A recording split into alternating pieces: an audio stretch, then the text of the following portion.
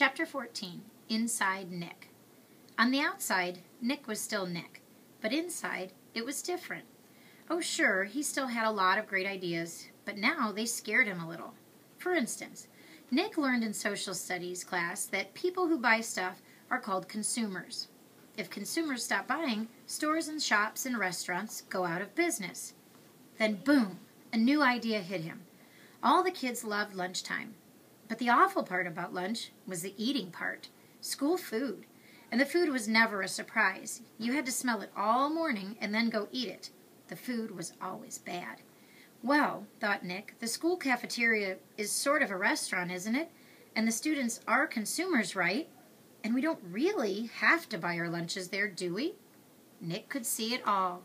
He would get all the kids to bring their lunches from home every day, until the ladies who made the lunches cooked better food. He was sure those women didn't cook food like that for their own families. The kids were the consumers with $1.35 in their pockets, and until the food was better, that's where their money would stay. Great idea. Nick was sure it would work, and he got all excited about it. But then Nick remembered what had happened with Frindle. It stopped him cold. He was sure if all the kids stopped buying lunch, sooner or later, someone would figure out that it was all Nick Allen's idea. He would get in trouble. People would write about it in the newspaper. The principal would call his parents. Anything could happen. So, for the first time in his life, Nick kept a great idea to himself. He never even told John or Chris, and that changed Nick. His mom was the first to notice. "Are things okay at school, honey?" she asked one day in early March. He had seemed kind of down, a little sad. It worried her. "Sure," said Nick. "Everything's fine." "Everything's okay with your friends? They haven't been hanging around here very much." "Mom, honest, everything's fine. It's winter.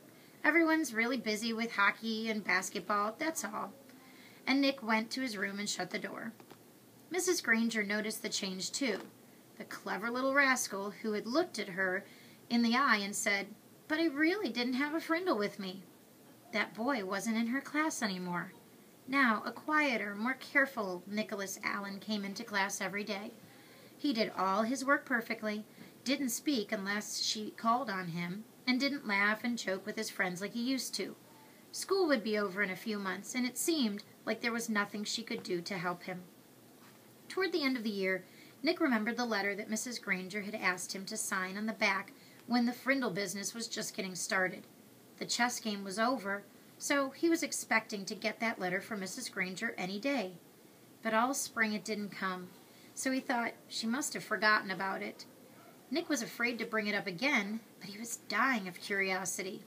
So, on the last day of school, Nick knocked on Mrs. Granger's classroom door. She was straightening up the textbooks on the bookcases below the windows. Without turning around, she sang out, "Come in!" Nick said, "Hi, Mrs. Granger." Mrs. Granger stood up and turned to face him. "Oh, it's you, Nicholas. I'm so glad you stopped by. I've been meaning to talk to you, and this will save me having to send you a letter this summer." Nick gulped and said, "That's what I came for, the letter." Mrs. Granger looked puzzled for half a second, and then she said, "Oh, that letter." Then she paused. "You will recall, Nicholas, that I said I would send you that letter when all of this was over. And it's not over." "It's not?" Nick tilted his head to one side and asked, "When will it be over?" Mrs. Granger smiled and said, "Oh, believe me, Nicholas, you'll know when it's over. I wanted to talk to you about something else." She walked across the room and stood about 2 feet from him. Nick had grown during the year, and their eyes were almost on the same level. Nick noticed that the eyes were softer, but just as powerful. "I've noticed that you've been very quiet for the past few months. You know, Nicholas, you didn't do anything wrong this year.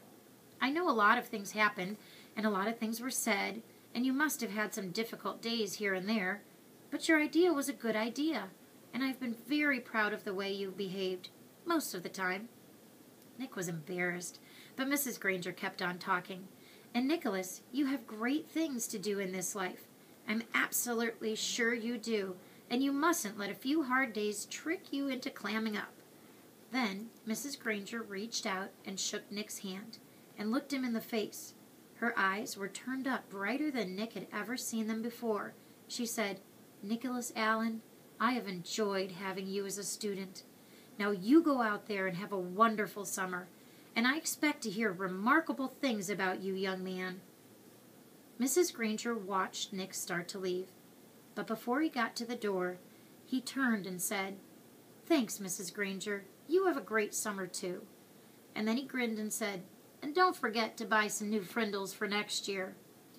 Thanks to his little talk with Mrs. Granger, along with a healthy dose of summer vacation, Nick made a full recovery. He was proud that he had made up a new word, and he enjoyed thinking about all of the commotion it had stirred up. That one little word had made 5th grade a year to remember. Before he started 6th grade, Nick was Nick again, and all through junior high and high school and college, he proved it. For example, 2 years later, all the school cafeterias in town were serving delicious food, at least 4 days a week, all because of Nick, the consumer. And the state superintendent of schools had made a special trip to Westfield to learn why this little town had the most successful school lunch program in the state. And in high school, well, the stories about Nick's other adventures could go on and on and on. But that would delay the end of this story, the one that started when Nick was in the 5th grade. Because the end of this story came later, 10 years later. And what was happening to Nick's word during those 10 years? Nothing fancy, nothing exciting. Words don't work that way. Words either get used or they don't. And frindle was being used more and more. It was becoming a real word.